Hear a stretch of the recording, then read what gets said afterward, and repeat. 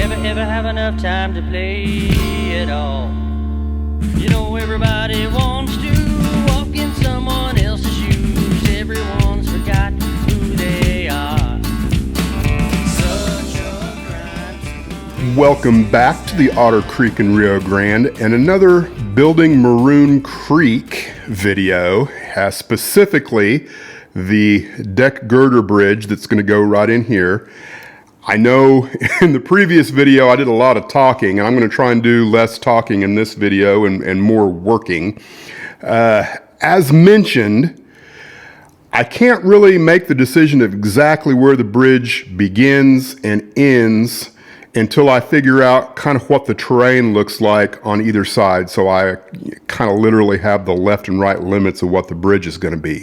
So that's going to be the first thing I do, is I'm going to work in some foam in here. I'm not going to be too concerned about what takes place beyond, as long as I kind of know a little bit of what it's going to look like.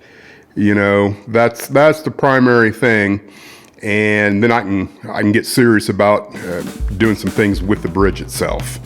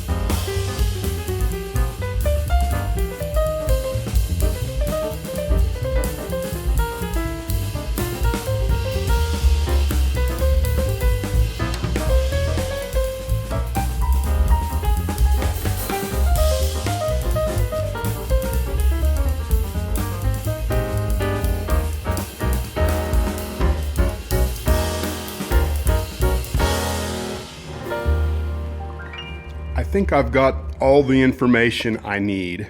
Now, just to be clear, I'm just looking at this as something that is going to work for now, not necessarily a finished product, because I've got a lot of things to consider, you know, still over here in this area. But the main thing is I know that the bridge needs to start where I made a mark here.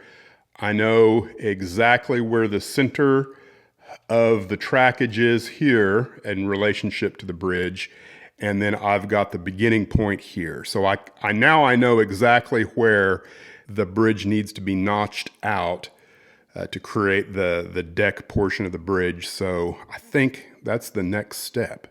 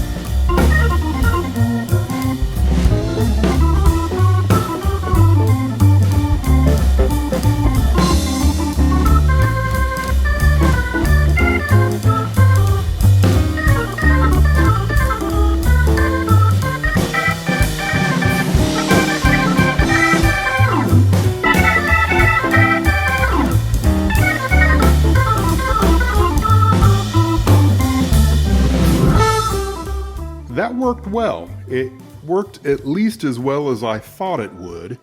Now, if it wasn't obvious in the high-speed video, what I did is I've got a dado blade. It's not a very good one, and I took out the bulk of the material with it in kind of the first two passes, but I noticed that it was ripping the side of the spline there in a way that I wasn't going to like when it come time to add the siding material. So as I got closer to the finished thickness, I switched back to my good blade and then made the last two passes, kind of an 1/8 inch at a time, and then made sure that everything kind of worked out well. Now, there's definitely some scoring under the underneath side that I couldn't completely get rid of because of the beveled nature of the blade that I was using. But, unless you intentionally try and look underneath the bridge, you're never going to see that. Maybe I mentioned it earlier, or maybe I didn't, but I believe you should be able to see through this bridge. Again, I don't think that will ever be an issue in the finished model.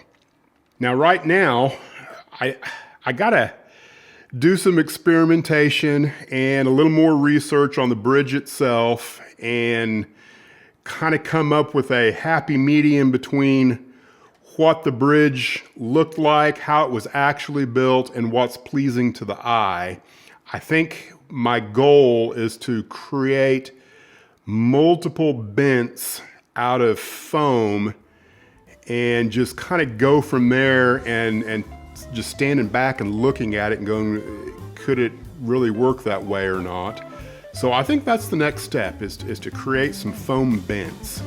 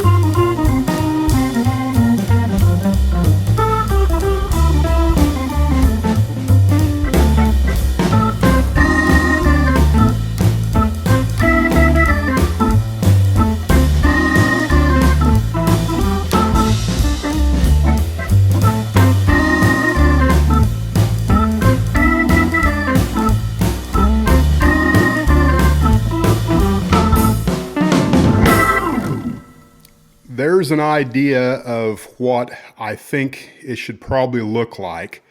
Now, before I began any of this, I did consult with the machine about this particular bridge, which was built in 1888, designed by a gentleman by the name of George Morrison.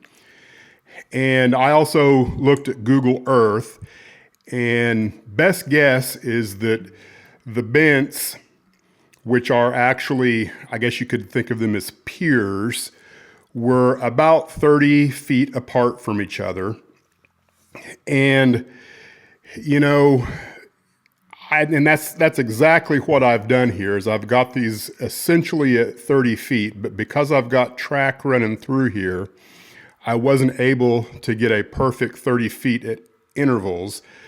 And I may end up having to change a little bit with this one because it's pretty close to the track there. And I want to make wherever this is kind of the same relationship on this end, so that these two are pretty much dead on at 30 feet apart from each other. And then I can make the distance from here to there on either side of those two center piers the same. The real trick is going to be actually building the bents. I think that's obviously going to be the hardest part of this build. because they should come down, you know, evenly on all four sides at the same angle, you know, or the same ratio. And the machine told me that probably these were a 2-to-1 ratio. I think that's what it said that George Morrison liked to do. So, you know, if I'm 8 feet at the top right here, then down here at the bottom, because these are, this one right here I think is right at 40 feet, 42 feet, give or take. So at the bottom, I'm at 16 feet. So that 16 feet at the bottom should technically be 16 feet square. So I'm going to have to figure that out. And can I scratch build the angle irons and everything that goes with these? Or is there some commercially available material that will also work? That's going to take some research and looking into. So I don't know where I'll go to next.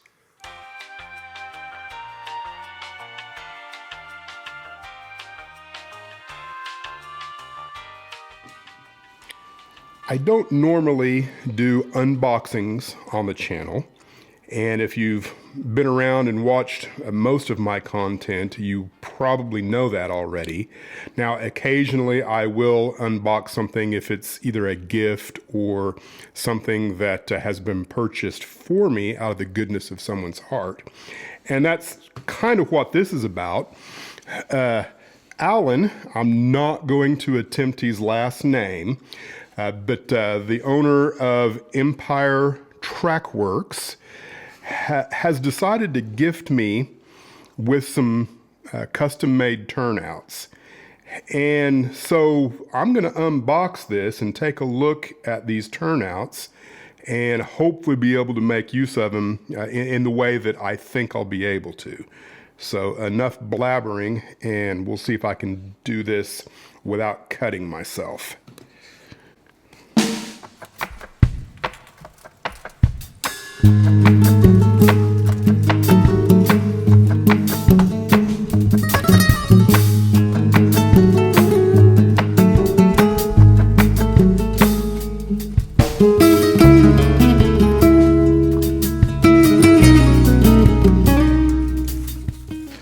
U-line air cushioning.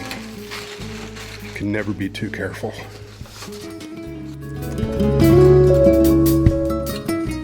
So here is the card, Empire Trackworks, and you can see Alan, and I'll let you guess how to pronounce the last name. I believe these are going to be really nice turnouts.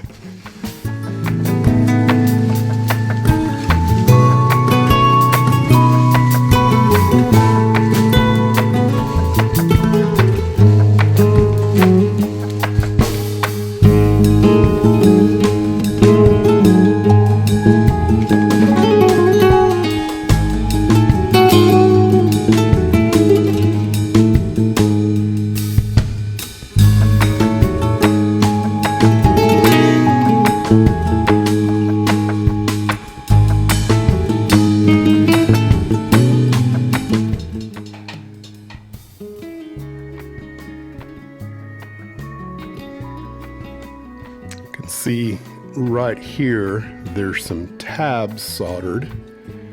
I have to double check and make sure I kind of understand how that works. I presume maybe one's for the right rail, one's for the left rail, and one's for the frog. I mean, that's what would make sense. It looks like they're actually soldered to the bottom of the rail. Very cool.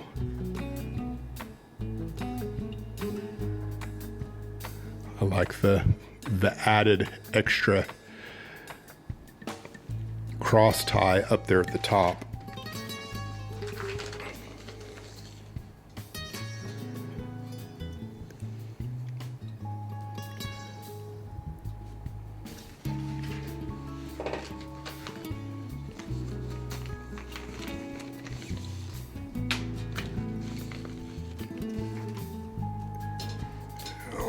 This one came pre-wired. Very interesting.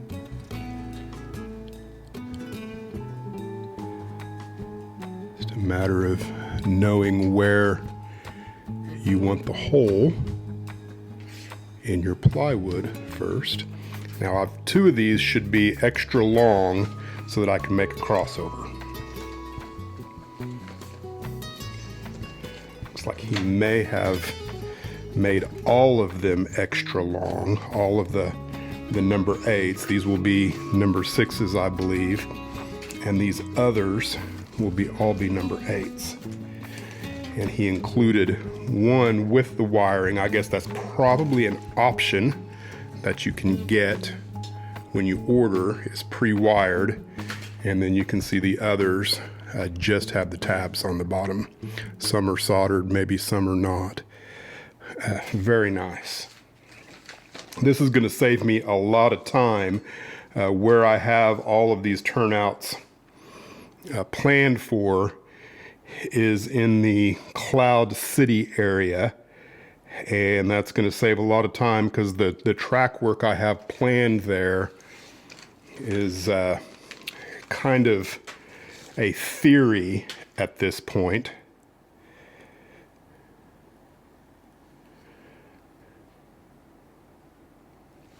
Very clean, very nice.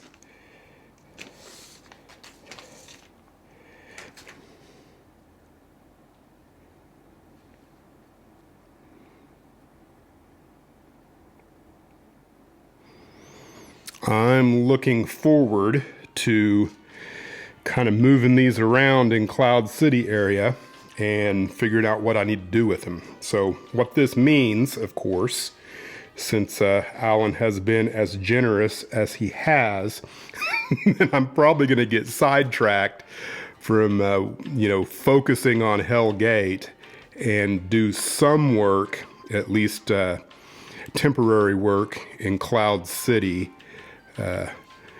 Very nice. So stay tuned for future episodes of working with these turnouts.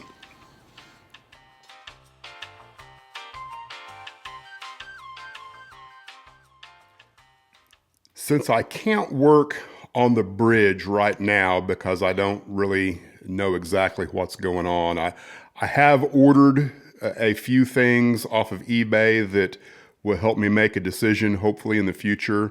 But since I can't do anything there, and I apologize if I'm repeating myself, I have no idea what was just said in the previous segment. And unfortunately, I don't have access to look right now at what I've already said. But what I want to do is I want to create another track coming off of this bottom track here for a mine in this area, which, has kind of been in the plan for a long time, but I've never got around to doing any of the bench work for it. So I think that's what I want to do now is figure out what's going to go on here. And now that might not appear to relate to Hell Gate, which is what I'm supposed to be working on. That's priority one, is getting all of the spline up to Hell Gate and the track work completed. That's this year's goal. But if I do get that finished, which I think I will, I would like to maybe go ahead and start some scenery. I don't think I'm going to do much of anything with Cloud, which is, I think, goal number 2 that I set for myself.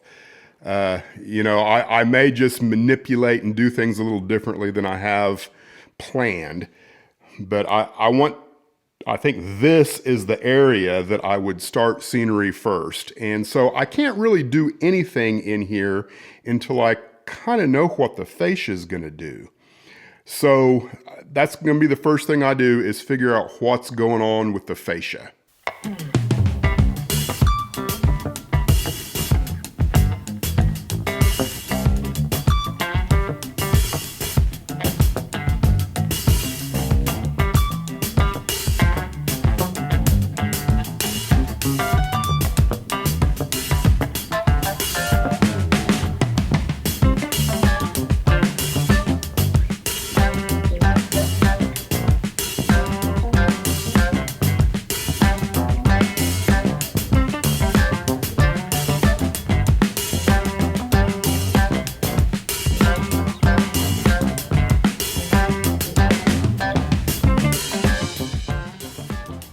I'm just trying to get a feel for how the fascia is going to look here.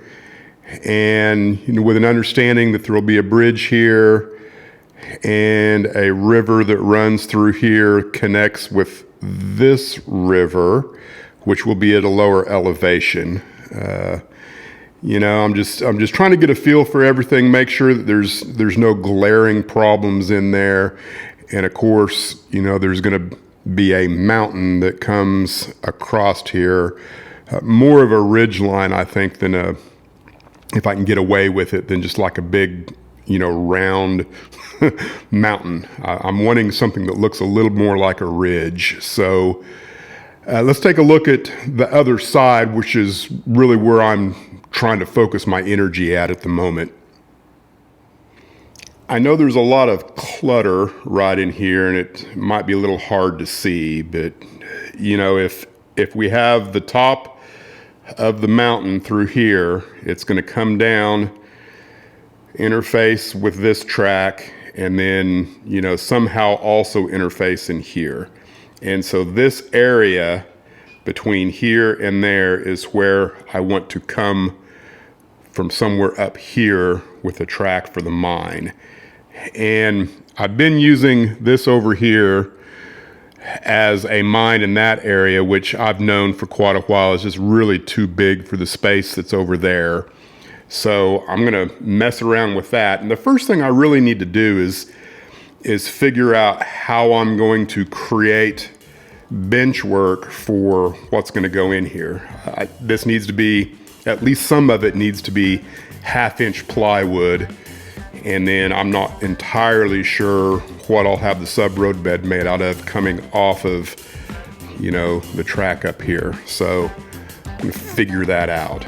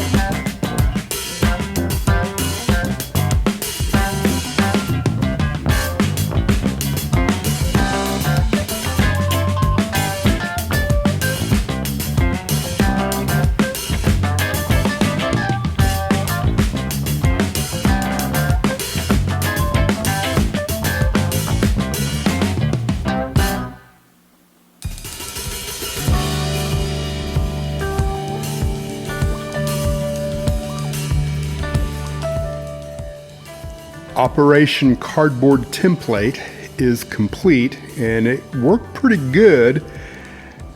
Now, this is the Atlantic Cable Mine, and I intentionally built this in the largest configuration it can be built at, or mocked it up, I guess I should say. It can be built in a couple of different configurations. It's a Wild West Models kit. And so I made it the biggest, most dynamic it could look. And I'm fairly well convinced that when I build the actual model, that this jut out, that portion of the building, I will probably not build. And it will just be the length of the building rather than the width. And then I don't think I'll have any problems in here figuring out exactly where that needs to go. So I think the next step is to go ahead and turn this into some plywood. and I haven't considered the height at all, really. I'm just trying to get the shape. My thought is that at whatever point I end up putting the turnout is I might bring this down just a touch, but not enough for it to matter. I might even kind of try and keep it at the same height, which I think will help mold the mountain into this a little bit better if it's higher than it is now, but yet to be seen.